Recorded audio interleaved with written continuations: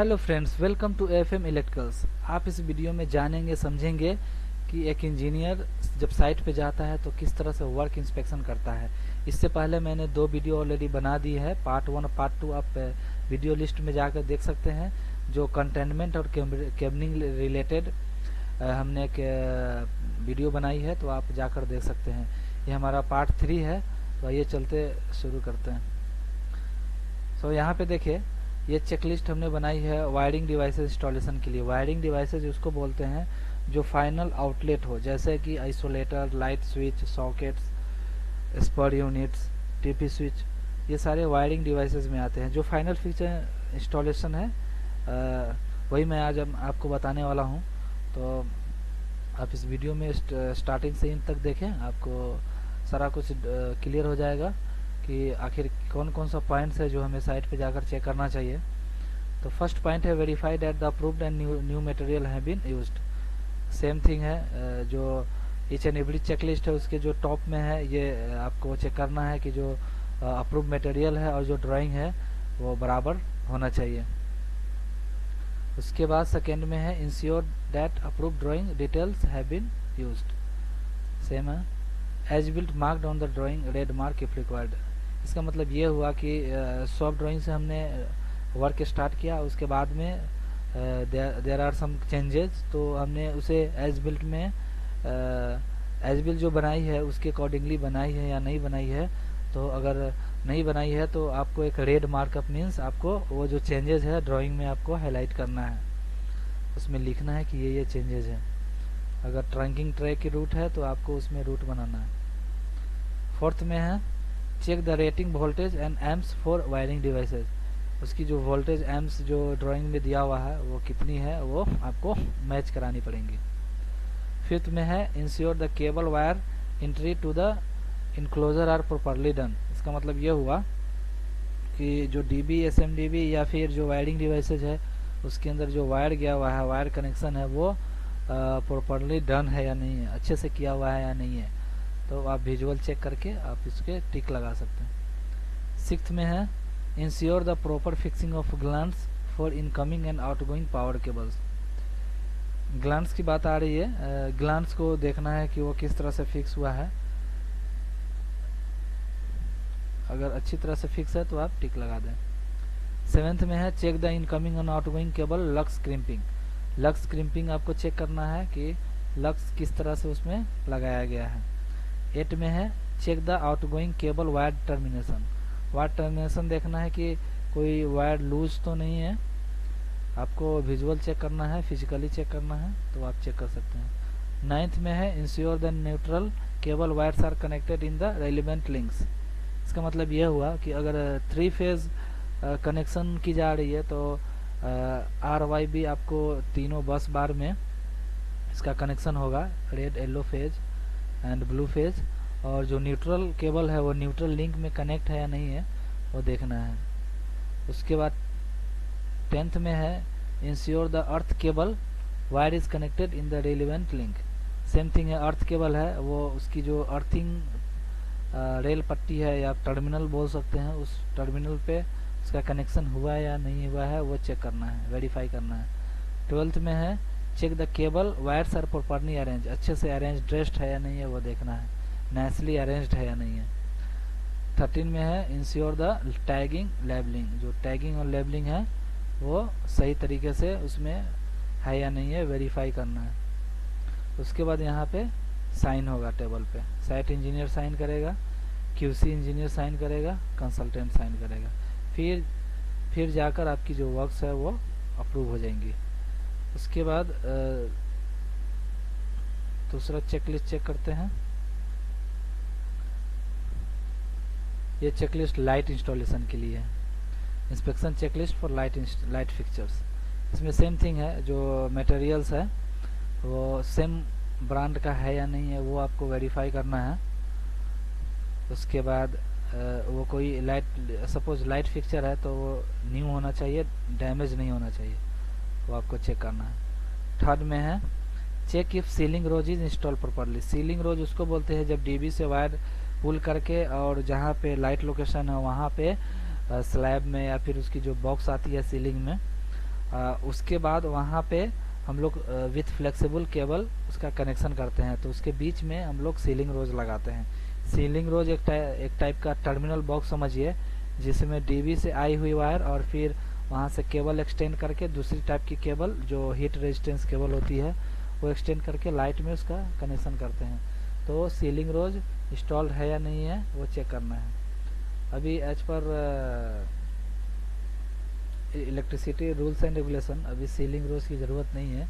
अभी डायरेक्टली जो डीबी से वायर आ रही है डायरेक्ट वो कनेक्टर के थ्रू लाइट फिक्सर्स में उसका कनेक्शन हो जाएगा।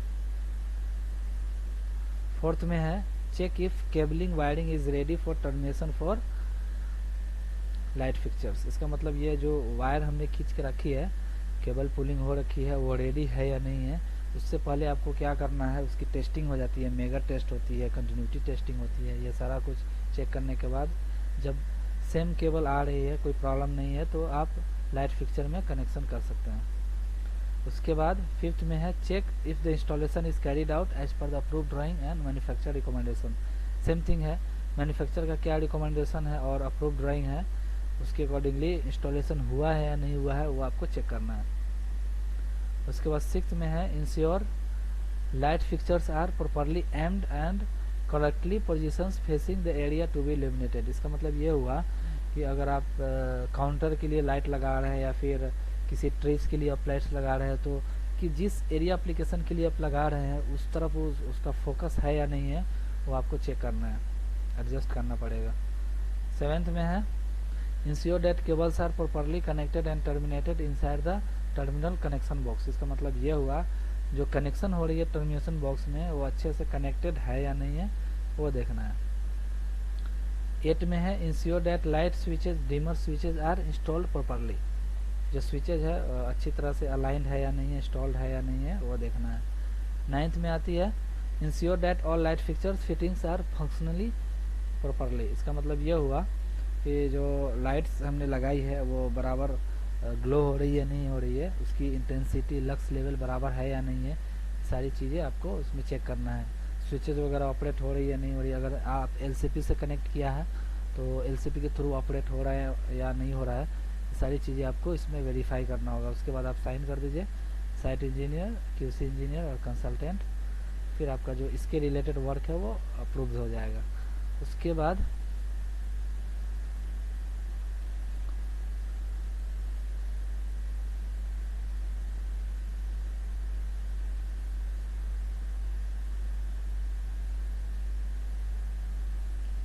Fire alarm box.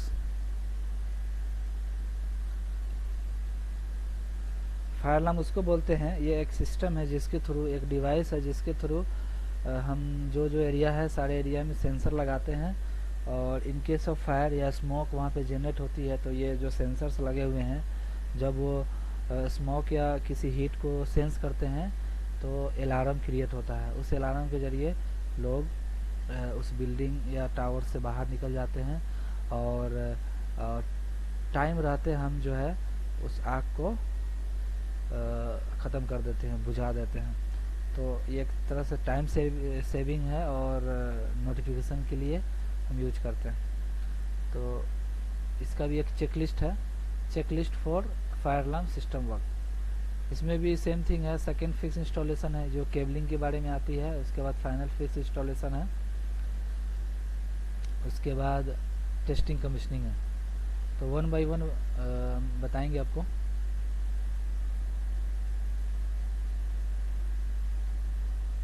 सबसे पहला है सेकेंड फिक्स इंस्टॉलेशन, एक होता है फर्स्ट फिक्स। फर्स्ट फिक्स का मतलब हुआ जो भी conducting cable tray trunking installation है वो फर्स्ट फिक्स में आती है, जो कंटेनमेंट वर्क उसको बोलते हैं।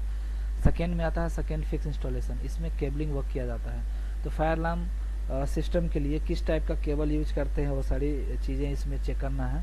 तो चलिए, फर्स्ट में है check if the latest approved as built shop drawing is attached. Same thing I discuss in previous video. आपको शॉप ड्राइंग एज बिल्ट वो सारा अप्रूव्ड है या नहीं है वो चेक करना है।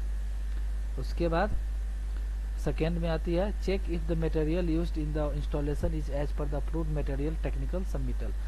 जो मटेरियल ब्रांड यूज कर रहा है वो सेम है या नहीं है जो मटेरियल अप्रूवल में है। थर्ड में है check if the installation of cables are according to cable schedule as per the latest approved construction drawing and और CCD drawing construction design drawing. इसका मतलब ये हुआ कि जो केबल पुलिंग किया हुआ है वो केबल स्केड्यूल ड्राइंग या लेटेस्ट जो कंस्ट्रक्शन ड्राइंग है उसके अकॉर्डिंग है या नहीं है, जो साइजेस है वो मैच कर रहे हैं या नहीं कर रहे हैं, वो सारी चीज़ें आपको वेरीफाई करना है ड्राइंग के थ्रू। उसके बाद फोर्थ में है check if the cable route are as per the indicated on the latest approved construction drawing. इसका मतलब ये हुआ कि जो केबल रूट यूज किया है एज पर ड्राइंग है या नहीं है, तो आपको चेक करना है। उसके बाद फिफ्थ में है check if the FP200 fire rated cables is used as shown in the latest approved construction drawing and as required by local authority. इसका मतलब ये हुआ कि जनरली जो फायर अलार्म सिस्टम है इसमें FP200 fire rated cable use करते हैं, क्योंकि इन केस ऑफ फायर अगर ये फायर रेटेड केबल नहीं होगी तो पहले बंद हो जाएगी, तो ये अलार्म सिग्नल क्या देगा। उसके बाद सिक्स्थ में चलते हैं check if the fire rated cables are installed in neat TD fashion and rigid. ये वर्क क्वालिटी के बारे में बता रहा है कि इसकी जो वर्क क्वालिटी है अच्छी होनी चाहिए। सेवेंथ में है check if the loops coming incoming and outgoing cables are properly identified in the panel और लूप्स। इसका मतलब ये है कि जो फायर अलार्म पैनल होता है और जितने भी सेंसर लगे होते हैं सारे एरिया में, सारे रूम्स में, ऑफिसेज में, तो जब पैनल से एक वायर स्टार्ट होती है वो पूरे सेंसर से लूप होते हुए फिर वापस पैनल में आती है। मतलब कि दो केबल पैनल से जाती है और पूरे डिटेक्टर में लूप हो जाती है, तो वो दो केबल है या नहीं है वो चेक करना है, और जिसको इनकमिंग और आउटगोइंग केबल कहा जाता है, और उस पर आइडेंटिफिकेशन लेवल है या नहीं है। अगर सपोज 5 लूप है तो 5 लूप की 10 केबल्स आएंगी, तो सारे केबल्स कौन कौन से एरिया में जा रही है, किसका कौन सा सर्किट नंबर है, लूप नंबर है, वो आपको केबल पे आइडेंटिफाई करना है। 8 में है check if the control cables and monitoring cables for the interface unit have been identify using ferrule and markers. इसका मतलब ये है कि जो इंटरफेस यूनिट के लिए जो केबल हमने और फेरूल यूज किया है वो एज पर द डिवाइसेस है या नहीं है, तो वो चेक करना है, और उसकी कंट्रोल केबल की साइजेस क्या है वो सारा कुछ आपको चेक करना है। 9th में आ जाती है check the loop cable continuity resistance test and measurement. इसका मतलब ये हो कि जो आपने केबल पुलिंग किया हुआ है उसकी कंटिन्यूटी टेस्ट और मेगा टेस्ट जो होती है वो पास है कि नहीं पास है, उसकी कितनी मेजरमेंट रिजल्ट आ रही है, वो शीट भी आपको अटैच करना होता है इसमें। उसके बाद 11th नंबर पे है check if the cable termination to the devices and the interface units is completed. Means जो केबल टर्मिनेशन है बोथ साइड्स, पैनल वाले साइड में और जो डिवाइस जहाँ पे साइड पे इंस्टॉल्ड है वो दोनों साइड में उसका केबल टर्मिनेशन हुआ है या नहीं हुआ है, वो अगर चेक्ड है तो आप यहाँ पे टिक लगा दें।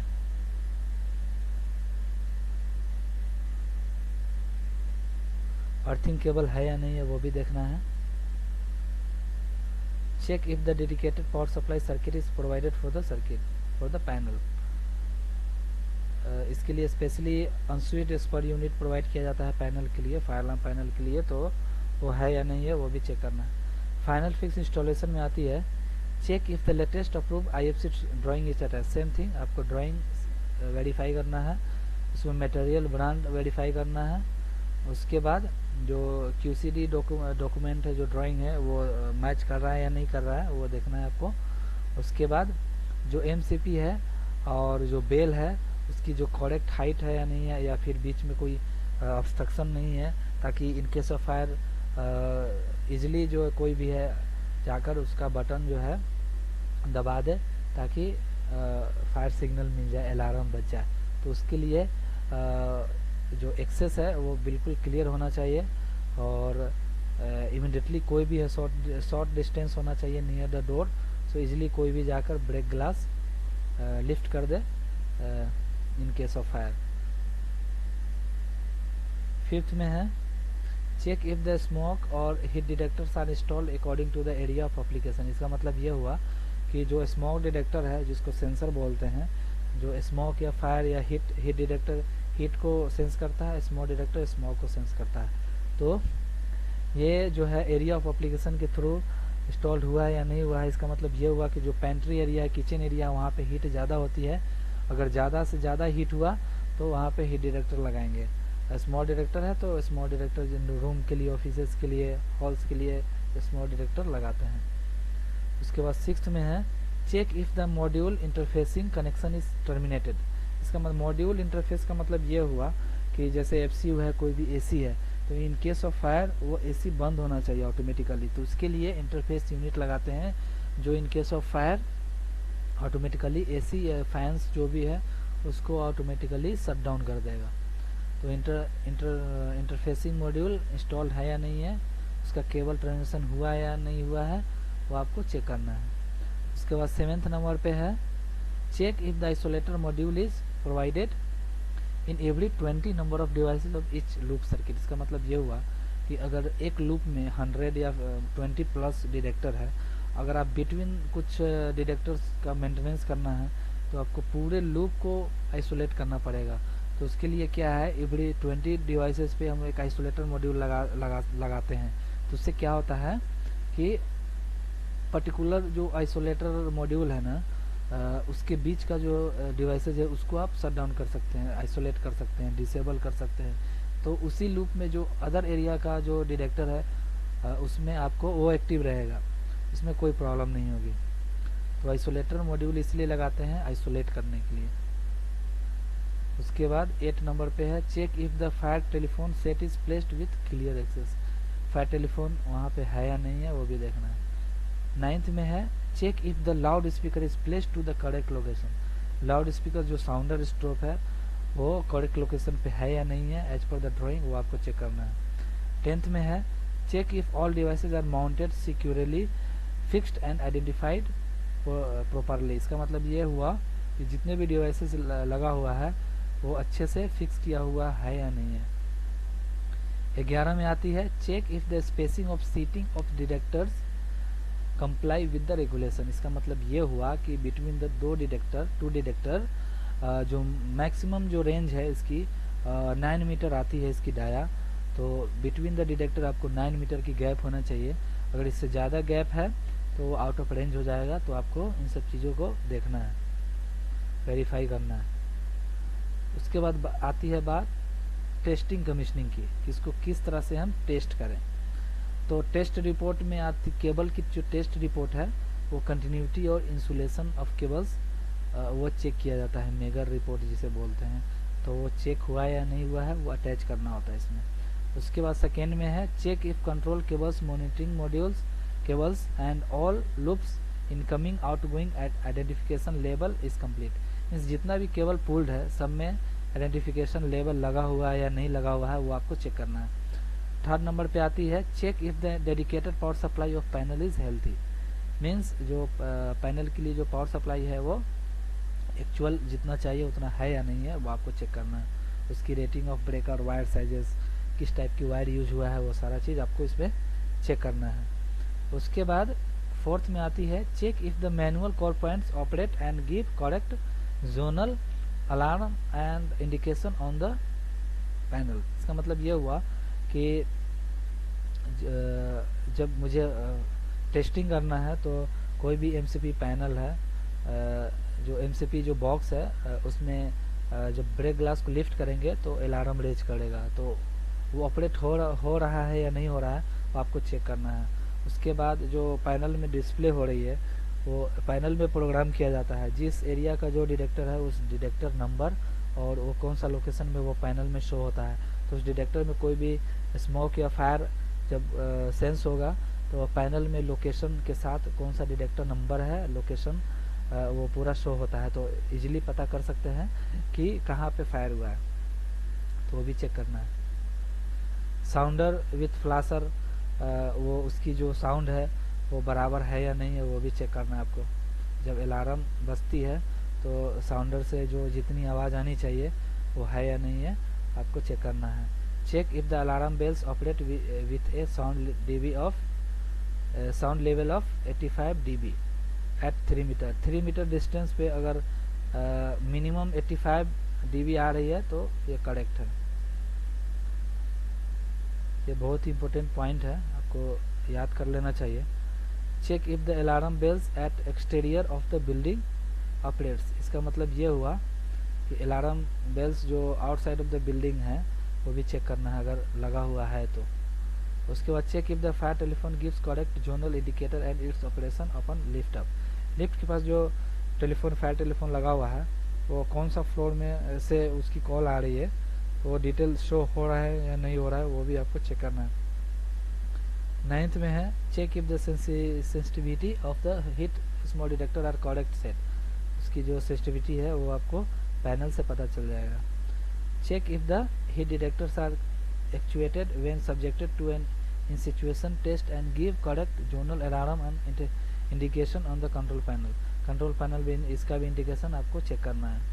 उसके बाद 11th में है check if the small detector are actuated when subjected to an in situation test and give correct zonal alarm. आपको लोकेशन वगैरह चेक करना है इसका। उसके बाद 12th में आती है check if the fire indicator check if fire detector LED indicator visual indication operate. इसका मतलब ये हुआ कि जहाँ पे फॉल सीलिंग होती है वहाँ पे एबव सीलिंग डिटेक्टर भी इंस्टॉल किया जाता है। तो एबव सीलिंग डिटेक्टर में अगर स्मोक का या फिर फॉल्टी डिवाइस या कुछ है तो उसमें जो उसकी जो स्मॉल डिटेक्टर में एक एलईडी इंडिकेटर होता है, एलईडी बल्ब होता है, तो नॉर्मल कंडीशन पे वो ब्लिंकिंग करेगा ग्रीन कलर में, और जब फायर होगी या फिर उसमें डस्ट चला जाएगा या फिर उसमें अलार्म आएगी तो वो रेड हो जाएगा।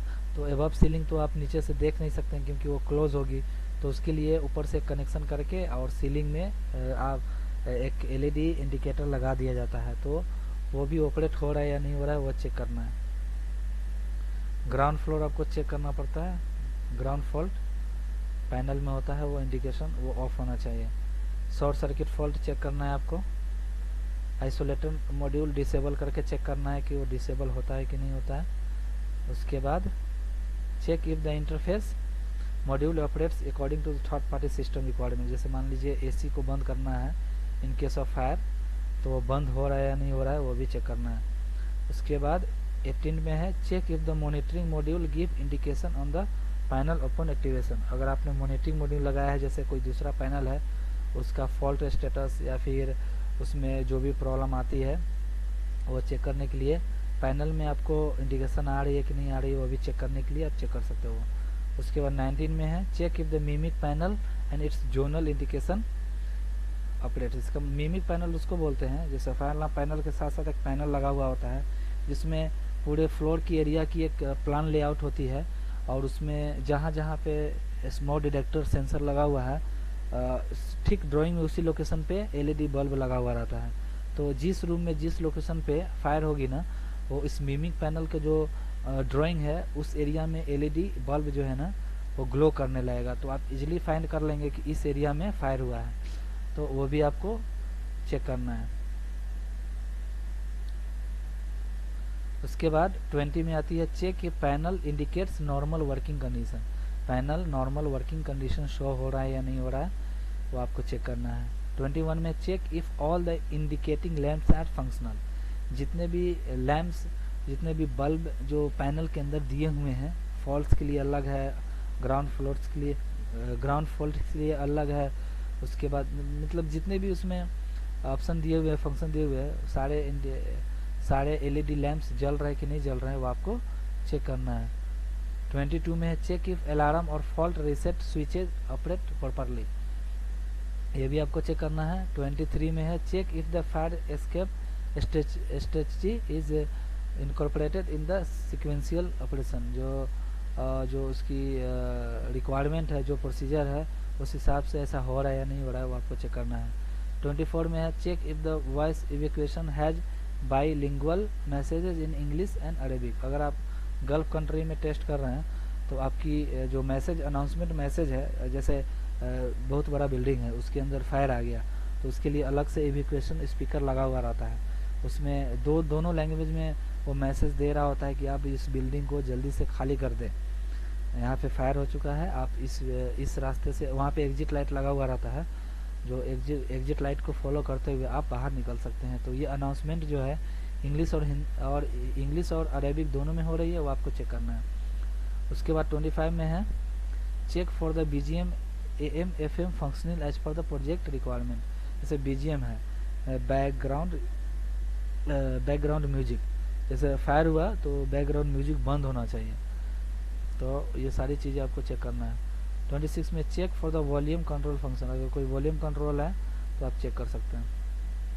उसके बाद ये टेबल आती है, साइट इंजीनियर साइन यहाँ पे करेगा, QC इंजीनियर यहाँ साइन करेगा और कंसल्टेंट यहाँ साइन करेगा। उसके बाद ये सारी जो फायर अलार्म सिस्टम की जो इंस्पेक्शन है वो आपकी कंप्लीट हो गई। So thank you so much for watching full video. So I request you to please subscribe my channel. Thank you so much.